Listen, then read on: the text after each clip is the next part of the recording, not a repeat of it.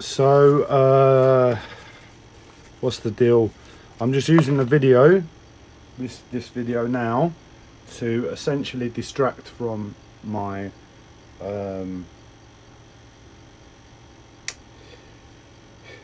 what's going on for me, and put myself in a place where I'm able to hopefully take on what's been asked of me today in terms of challenges. So in the first instance,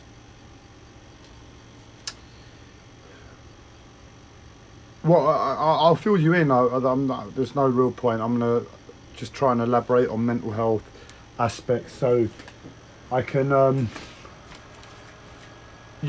be of use to somebody who's watching.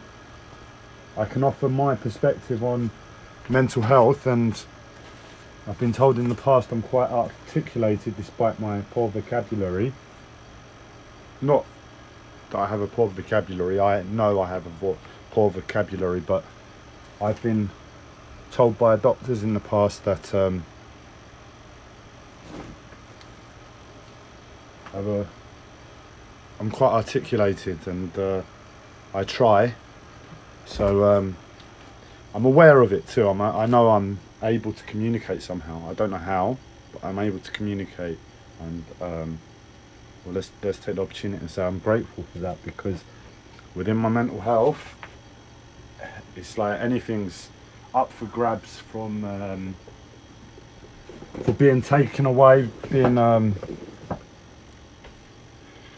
interfered with, and I'm sure the time will come when that will happen too. But right now,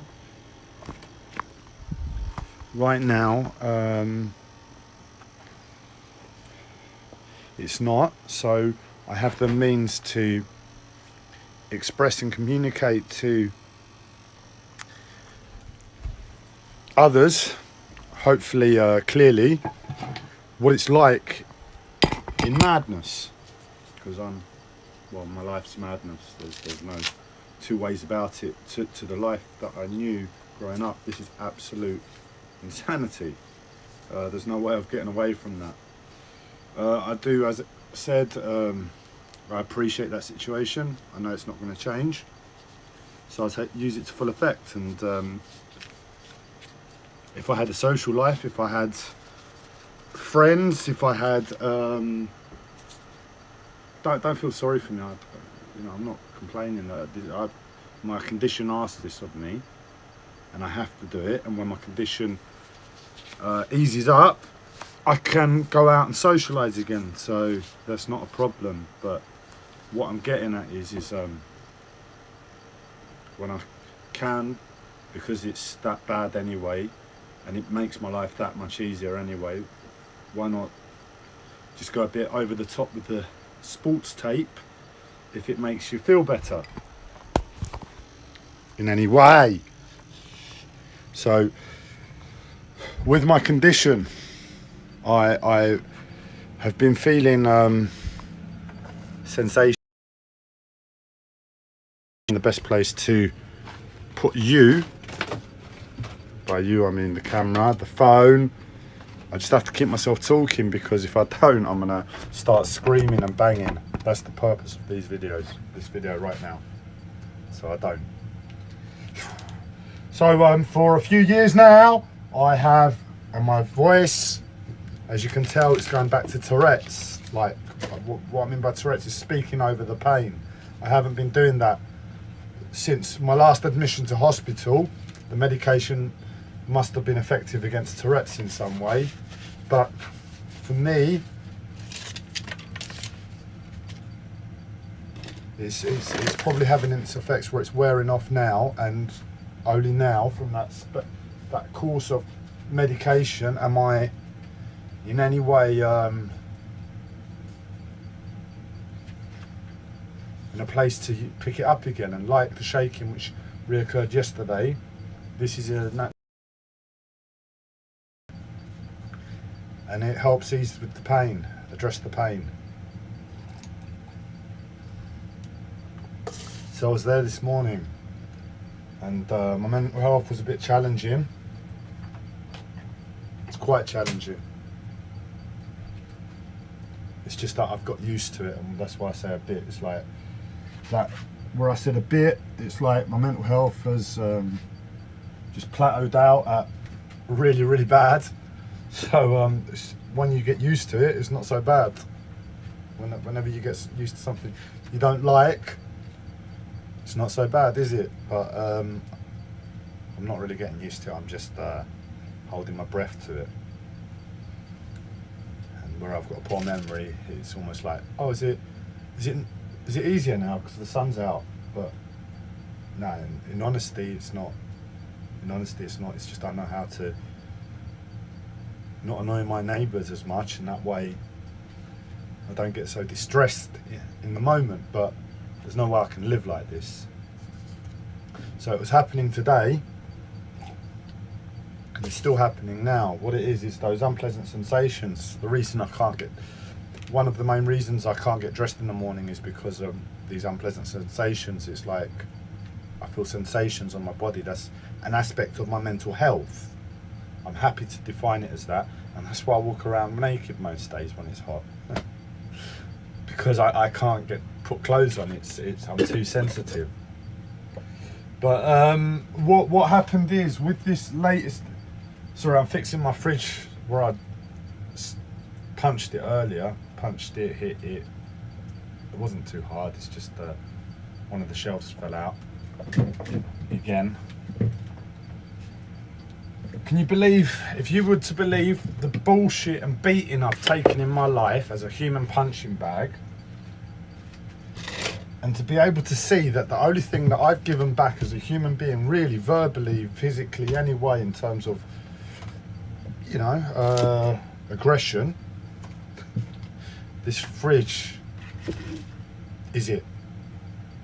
There's been the odd thing, but never really to what was deserved in the moment, or at least what was deserved to a human being to have any understanding to, you know. You'd forgive me for any replies and outbursts and foul language I've given back, considering the shit I've taken, but no, this fridge has taken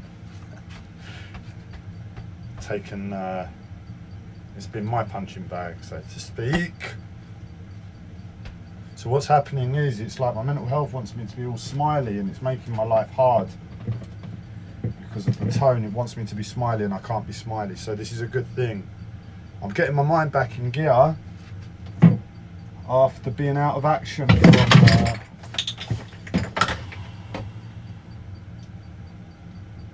from being terrified of my life on a daily basis for months now. And what's that? I just need to scream, and I just can't. And today I've been like in not in depression, but where I'm holding my breath and life is depressing, and there's no means to apply any form of practicality way forward.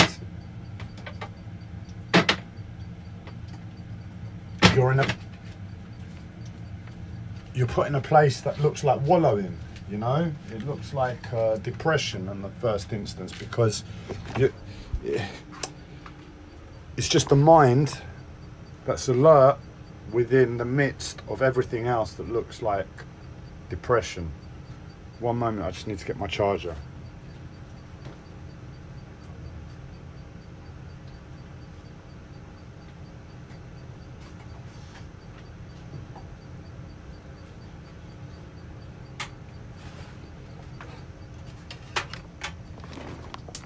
So today, I've put together an action plan, and where I normally make sure the action plans are, just checking this is in charge, yep. Where I normally check before with my mind, with foresight, to make sure on every regard that the action plan's going to work, so I don't waste my time. This one, I don't have that reassurance, because Well, life is so wrong in the first instance. There's no way to really plan against a surreal situation. You just say, well, okay, this is like a living life LSD experience. Cats could come out the cupboards. I could have flowers growing in the bin, and you know, red wine could run out the taps. That's how surreal my life is at present. So there's no real way to plan against that. It's just I've had nothing for a while. And life is demanding. I take into account my next door neighbours a little bit more, which is absolutely more than fair.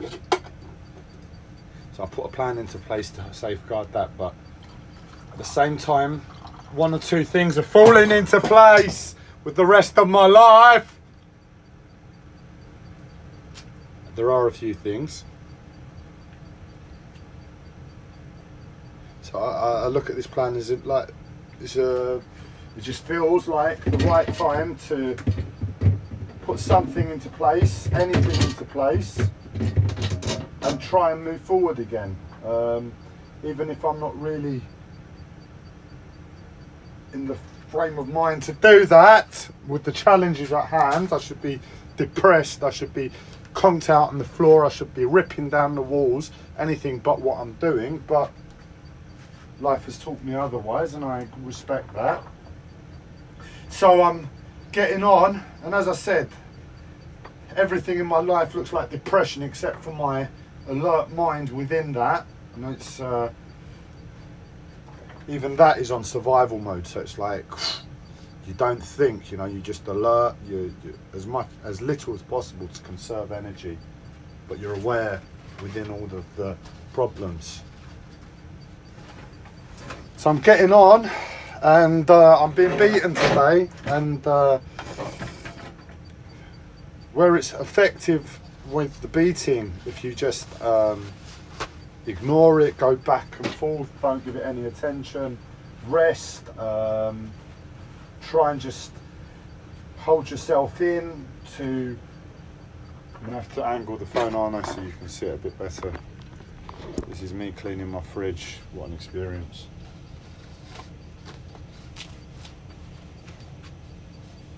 Where when I'm in that place of that I've been, where everything's terror, everything's depressed except for my mind, you just want to stand there and shake and in the corner like a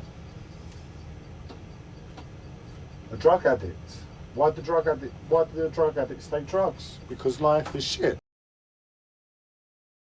They've got a problem. Resort to substance abuse to sedate the real life problem. And that's how I am. I'm there and I'm experiencing this real life problem, and there's nothing I can do. Like the drug addict, there's nothing most people can do. You either accept the pain or you resort to chemicals. Now, if it's healthy, there's no real problem. Because you can still be alert to the situation and apply like, well, there's no other option. I might as well start some form of alcohol substance abuse to medicate the madness. The madness isn't going to change. I've done nothing wrong. Well, I've got to find some ease in this world. And if it doesn't do damage to your body, or at least it's as healthy as anything else that would do damage to your body, what's the fucking problem? If anything, it's to become an alcoholic or a drug addict in this world. But in an ideal world, nobody would for a second. Well, no, actually, I can see the reasoning, but in a conscious planet of 8 billion people, from where we've come from or where we've been, from what we're experiencing at present, from being a white man in Europe, the likelihood is substance abuse, all of that still, not substance abuse, but resorting to intoxication is off the menu. I can fully see how if you're innocent like an indigenous tribe, you've done nothing wrong, and all your problems, all your karma's sorted for what you can achieve in the world, yeah, go and have a drink, man. Every so often, there's no harm. But no, we're in a different, and we can't do that for just shits and giggles, you know.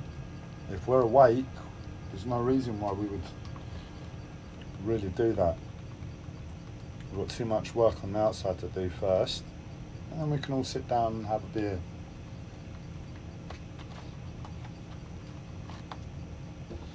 But where I was in that place of, for all intents and purposes, depression, except for my mind, I'm putting into action this plan today, and the same madness is taking place. So where I'm not able to physically deal with the terror with my body, to continue to do anything of practical use, I'm having to resort back to these videos, because if I just keep it at this tone forever, this is how I speak. I don't know how I speak. I'm 35, I've never really socialised, man. It's not a problem, I'm not complaining. It's just I've never formed an idea of a set way of communication, set voice, set socialising protocol. I've always tried to develop myself when I've socialised, because I've had social anxiety, I've had autistic traits. So I've always had to be proactive and learn as if I'm not good enough, I'm not there yet. But last year when I was doing these videos, it was this tone, this was the energy I applied to life, because my life needed that for me to get in the direction of healing my body.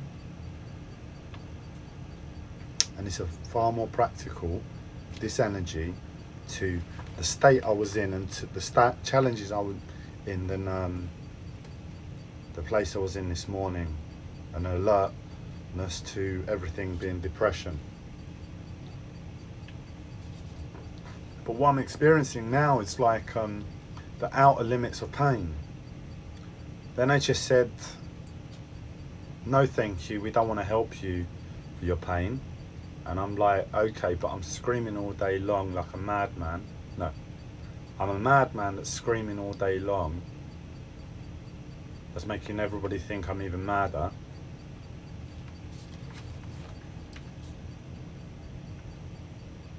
And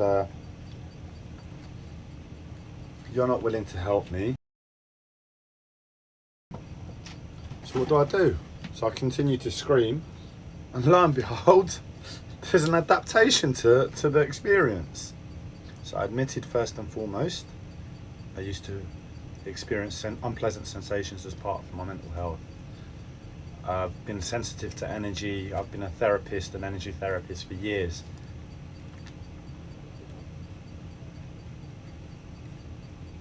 So I'm very sensitive to energy. I've also had a Kundalini awakening, so it makes you even more sensitive. If you saw me at the time, if you came and spoke to me at the time of my Kundalini awakening, I couldn't listen to the radio because it was so, mind you, I've gone back to that now, but that's my peculiarity.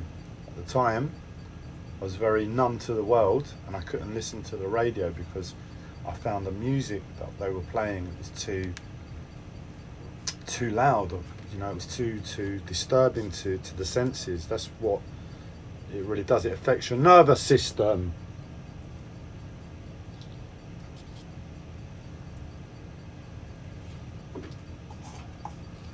And so I used to experience sensations, and I used to be proactive within my mind and my life to dealing with them, and I just left it there. But on this admittance to hospital, when I rocked up and I was in pain, and I was hoping to have the pain helped with and dealt with, and it wasn't.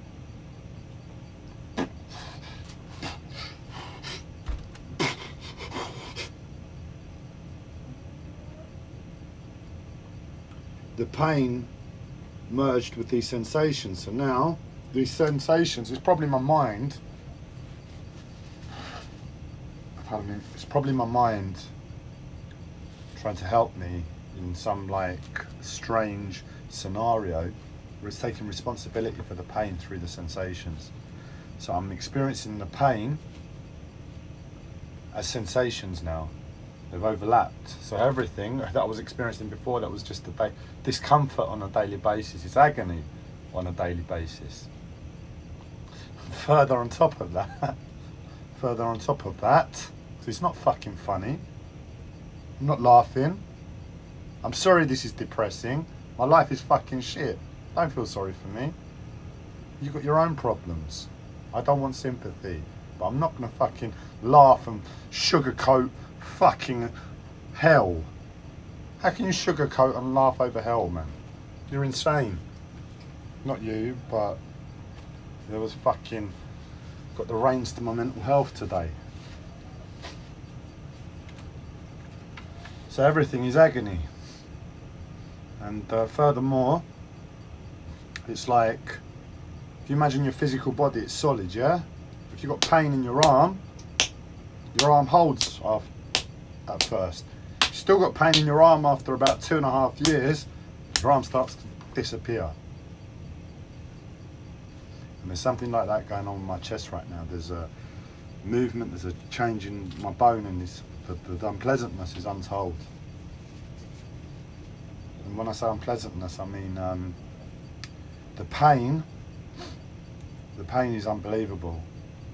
The discomfort isn't livable. And that's because the NHS won't treat it in the first instance, they make it worse. Now if I rock up and try and describe this new level of pain that humans shouldn't have to experience to the NHS, oh, he's got a mental health disorder, it's just his mental health.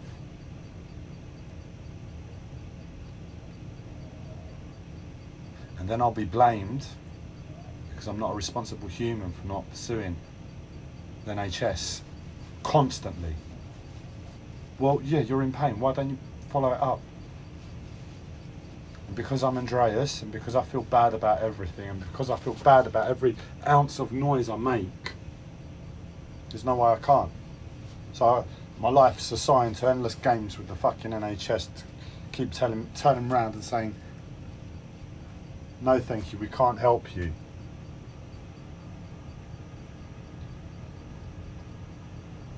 This video has helped a bit, but I'm still in very much grips with the pain in the first instance, so I don't think I'm going to get much more if I continue with the video, so let's end it here. Complained enough. Put down the NHS a little bit more. I complain what am I paying my taxes for, but I don't have a job to pay taxes in the first instance. No, see, my mental health keeps trying to make my life funny, because the consciousness that's running my mental health doesn't understand suffering through its first-hand experience. And through its ignorance, it thinks making anywhere, somehow, because it's ignorant, is the solution to me and my illness.